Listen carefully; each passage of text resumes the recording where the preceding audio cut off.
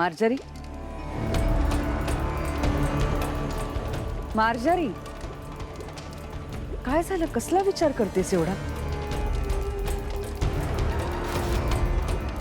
आता आपल्याला कसलीच चिंता नाहीये, कसलीच भीती नाहीये.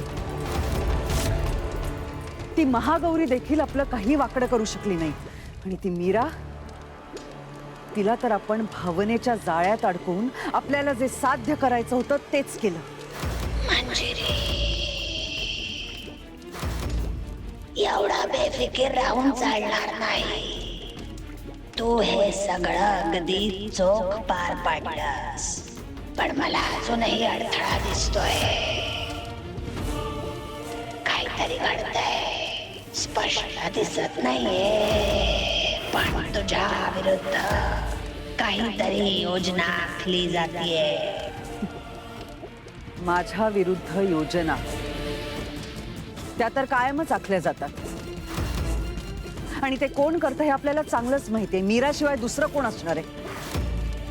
पण आता तिला मी चांगलंच ओळखून आहे. तिचा बंदोबस्त कसा करायचा नाही मला चांगलंच माहिती. आपल्याला तिच्याकडनं बाळ हवंय म्हणून, नाही तर तिचा अंत कधीच केला असता मी. एवढा खटाटोप करायची गरजच पडली नसती. मी सावध करायचं काम केलं.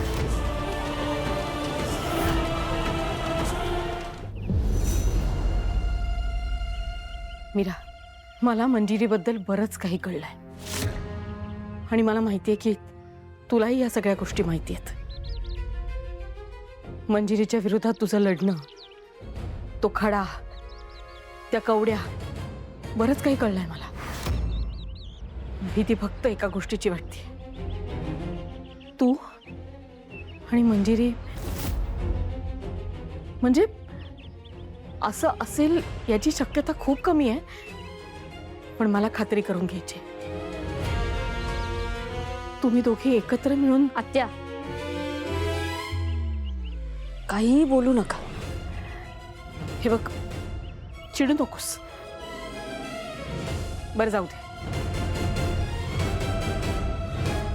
मला तुला अजून एक गोष्ट सांगायची, जी गोष्ट तुला तुला माहिती असणं शक्यच नाही. पण जेव्हा मी या सगळ्या गोष्टींचा खूप बारकाईने विचार करायला लागले ना, तेव्हा हळूहळू काही गोष्टी माझ्या लक्षात आल्या. माझ्या दादाचा जसा मृत्यू झाला ना, तसाच अथर्वच्या खऱ्या आईचा, अवंतिका वहिनीचा मृत्यू झाला होता. बाल्कनीतून खाली पडून, त्याच जागी, अगदी तसाच. आत्या,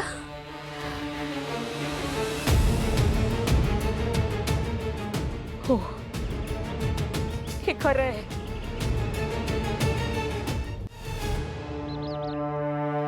मग तुम्ही हे सगळं त्या दिवशीच का नाही बोललात?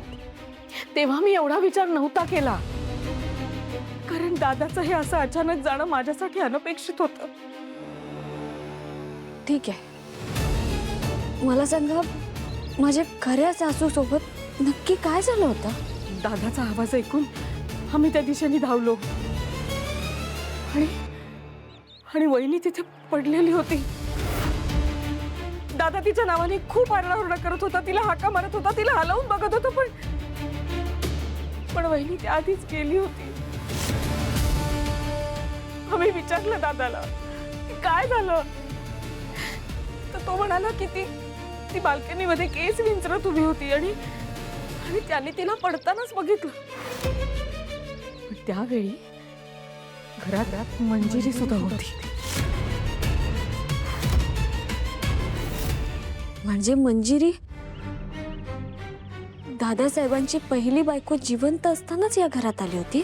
हो, आपल्या रामपुरेच्या अनाथ आश्रमात केअरटेकरच्या जॉबसाठी आली होती. हो, पण ती घरात कशी आली? तिने नक्कीच दादावर काहीतरी संमोहन केलं असणार. मग वरचे वरती या घरात यायला लागली, काहीही काम काढून यायची, आणि मग तिचा या घरात राहण्याचा काळ वाढायला लागला. वहिनी गेल्यानंतर तर ती इथेच असायची, कायम. आणि कुणीही न सांगता ती अथर्व आणि अनन्याचा सांभाळही करायला लागली होती. आणि मग अचानक एक दिवस दादा म्हणाला,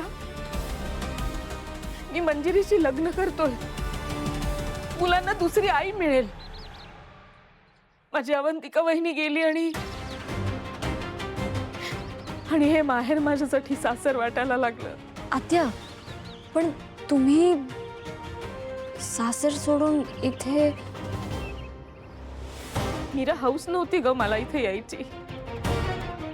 माझ्या लग्नानंतर अजितचे बाबा बिझनेस करायला लागले. खूप खटपट केली त्यांनी. एक बिझनेस करायचे, तो काही दिवस चालायचा, मग बंद पडायचा, मग दुसरा, मग तिसरा. एक एक करून खूप बिझनेस केले त्यांनी, पण कशातही यश नाही आलं त्यांना. दिवसेंदिवस आमची परिस्थिती फार वाईट होत चालली होती. कर्ज वाढत होतं. ही सगळी परिस्थिती दादाला कळली आणि त्यांनी आम्हाला या घरात आणलं. पण नंतर कळलं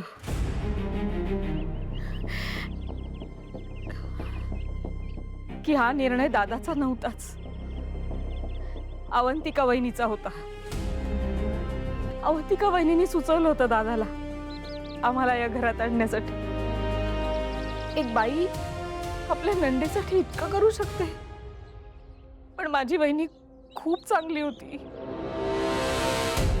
सतत दुसऱ्याचा विचार करायची, सगळ्यांवर प्रेम करायची, सगळ्यांची काळजी घ्यायची. ती असताना ना मला या घरात कधीच फरक वाटलं नाही. पण ही मंजिरी जेव्हा या घराची मालकीण झाली ना, त्यानंतर मात्र या घराचा काळच बदलून गेला. मीरा, हे बघ, तुला कळतंय का? हे सगळं खूप भयानक आहे. हे सगळं अथर्वला कळायलाच हवं. हे बघ, ही गोष्ट जेव्हा घडली ना, तेव्हा अथर्व लहान होता. कदाचित त्याला नसेल आठवत. म्हणून मी तुला सांगते, प्लीज काहीतरी कर. आत्या, हे सगळं खरंच असं घडलं होतं का? हे सांगण्यात माझा काहीही स्वार्थ नाहीये. मला फक्त दादाच्या बाबतीत काय घडलं आणि ते मंजिरीने केलंय एवढंच सिद्ध करायचं आहे. आणि मला माहितीये ते तू करू शकशील, म्हणून मी तुला सांगते.